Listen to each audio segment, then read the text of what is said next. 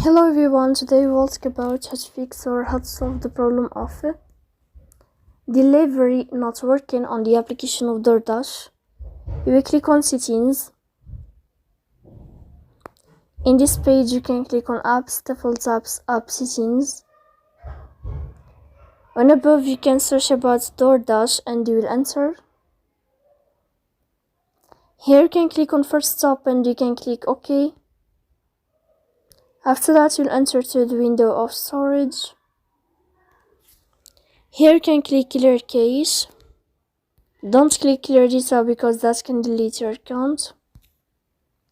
In the end you can turn off your Wi-Fi and you can turn on your Wi-Fi again. So please don't forget to support us, bell icon and subscribe.